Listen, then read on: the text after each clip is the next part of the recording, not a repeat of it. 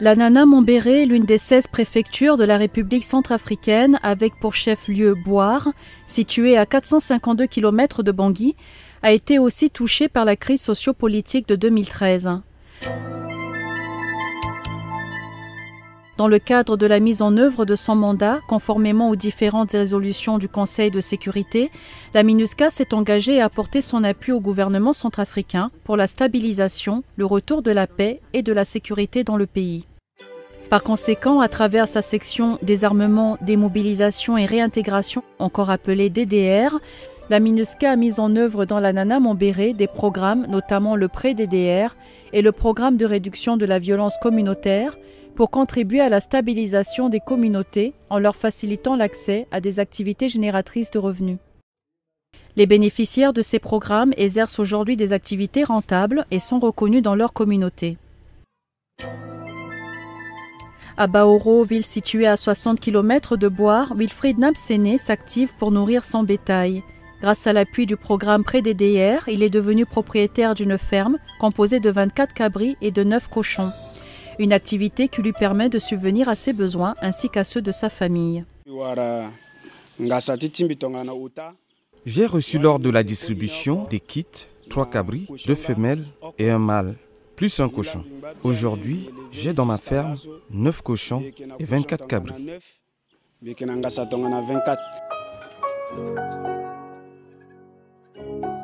Les avantages de ce programme sont visibles. En cas de difficulté, je vends l'un de mes animaux afin de répondre à mes besoins familiaux. Aujourd'hui, j'arrive à faire face à tous mes besoins financiers sans avoir recours à qui que ce soit.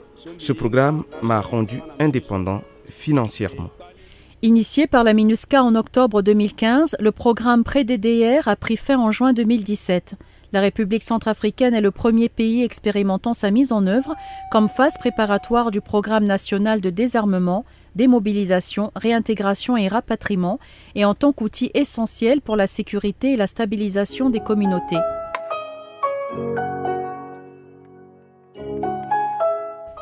En plus des formations professionnelles, les ex-combattants ont été sensibilisés sur les sujets relatifs au civisme et à la citoyenneté.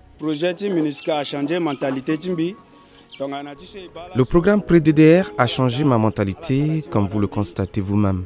Ma vie en général a changé. Le personnel de la MINUSCA DDR se rapproche toujours de moi pour me prodiguer des conseils pour que je réussisse dans ce que je fais.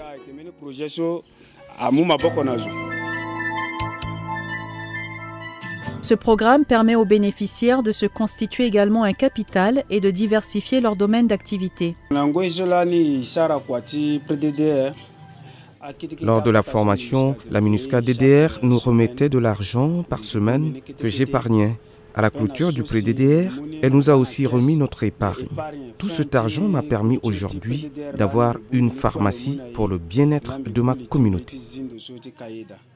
Une fois son certificat obtenu, suite à une formation avec la Croix-Rouge et au centre de santé de Baoro, Wilfried a pu ouvrir une petite pharmacie pour vendre des médicaments de première nécessité.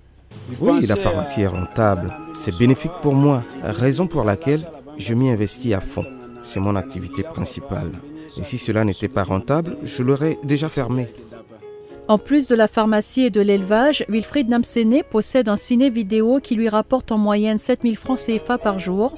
Compte tenu de son emploi du temps chargé, il a recruté un jeune de sa communauté pour gérer cette activité. Je demande à la jeunesse d'arrêter les pratiques de violence et à ceux qui ont des armes de les déposer et chercher à faire une activité. C'est seulement le travail qui permet à une personne de changer de conditions sociales. La crise est passée. Nous sommes en phase de développement et tout le monde doit travailler pour le développement de notre pays. Aujourd'hui, Wilfried se considère comme un véritable opérateur économique et a l'intention d'investir dans le secteur agricole et minier. Toujours à Baoro, le groupement agricole dénommé Ngainé, en français Batois, composé de 16 bénéficiaires du CVR2, dont 8 femmes, ont obtenu l'appui de la MINUSCA dans le cadre de son programme de réduction de la violence communautaire, encore appelé CVR.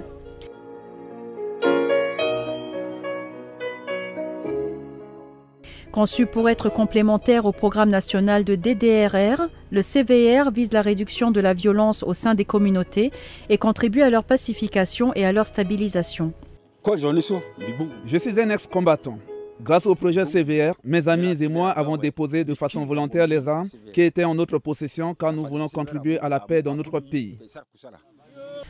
Le programme CVR offre à ses bénéficiaires des alternatives pour la lutte contre la violence à travers des formations professionnelles de courte durée, des cash for work et de soutien au démarrage d'activités génératrices de revenus.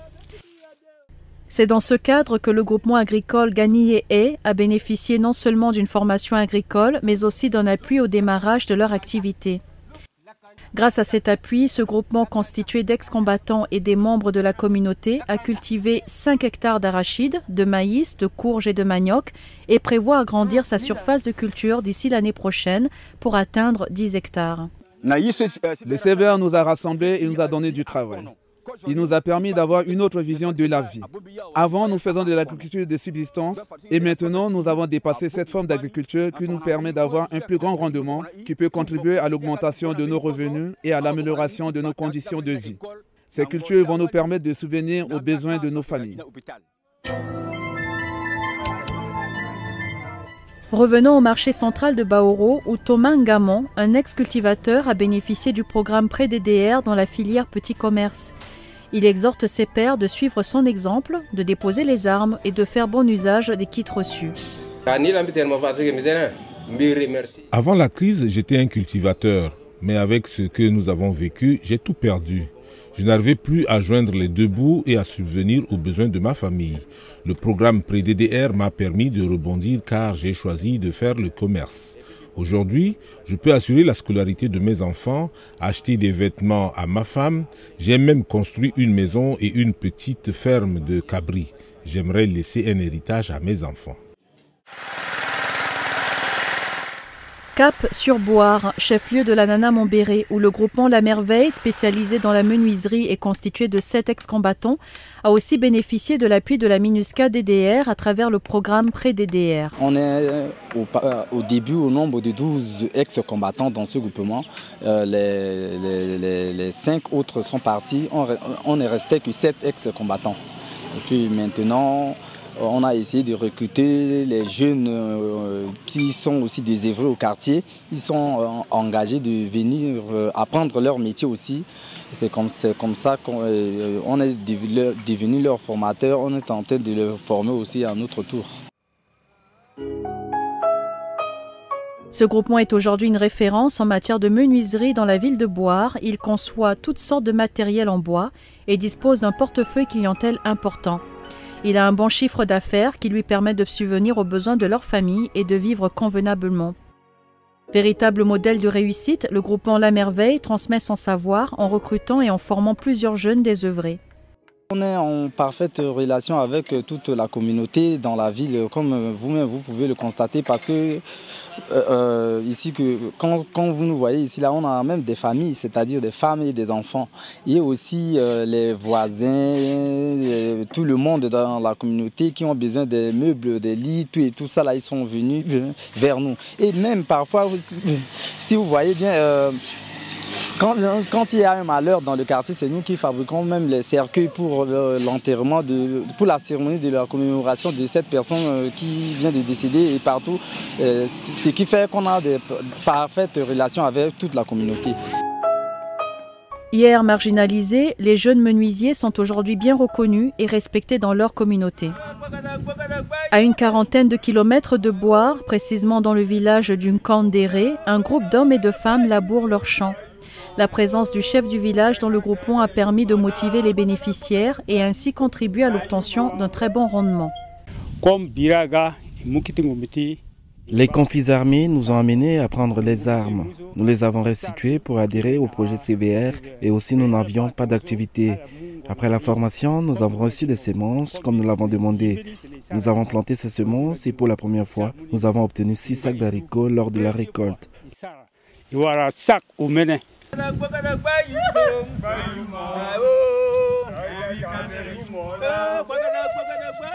Oui, Les choses ont commencé à changer. Avant, les gens ne cultivaient pas des hectares. Grâce au CVR, certains cultivent 1 ou 2 hectares.